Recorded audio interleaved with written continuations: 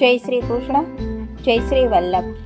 રાધે કૃષ્ણ સત્સંગમાં આજે અષ્ટસખા એટલે હવેલી સંગીત, તેના વિશે થોડો સત્સંગ કરીશું.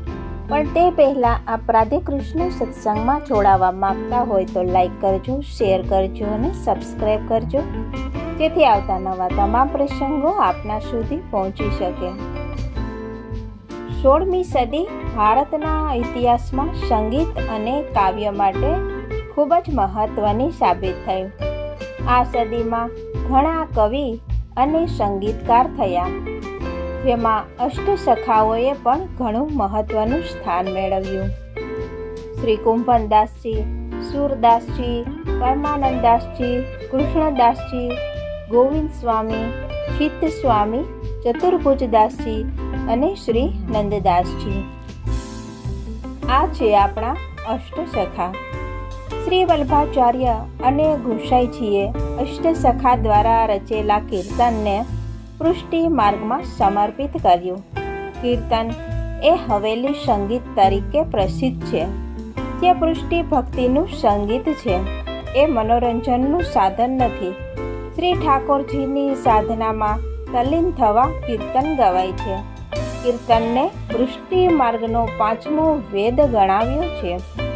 કીર્તન ઋતુ અનુસાર અને દિવસમાં પણ વિભાગ અનુસાર અલગ અલગ રાગમાં ગવાય છે. જેમ કે પ્રાતઃકાળમાં કાલભૈરવ, પંચમ આશાવરી વગેરે, અને મધ્યાહન કાળમાં સારંગ, નૂર સારંગ, સામંત સારંગ, શુદ્ધ સારંગ વગેરે, અને સંધ્યાકાળ રાગનાટ, પૂર્વી, સોરઠ, ગૌરી, હમીર, નાયકી વગેરે. આવી રીતે અલગ અલગ રાગમાં ગવાય છે.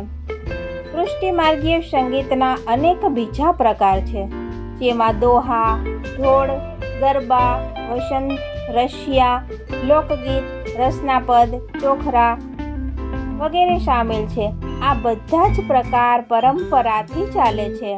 એના રાગ પણ શાસ્ત્રીય સંગીતથી થોડા ઘણા અલગ છે. કહેવાય છે કે પ્રભુ સંગીત અને કીર્તનગાન પછી જ બધી સેવા સ્વીકારે છે. એટલે જ હવેલી સંગીતનું પૃષ્ટિ માર્ગમાં ઘણું મહત્ત્વ છે, અને એ દ્વારા પ્રભુના ચરણમાં મન, હૃદય અને આત્મા સમર્પિત કરવાનો પ્રયાસ છે. તો આ સાથે જ આપણે આજના રાધે કૃષ્ણ સત્સંગને અહીં શ્રી વલ્લભના ચરણોમાં સમર્પિત કરીએ. ફરીથી મળીશું નવા સત્સંગની સાથે. જય શ્રી કૃષ્ણ, જય શ્રી વલ્લભ.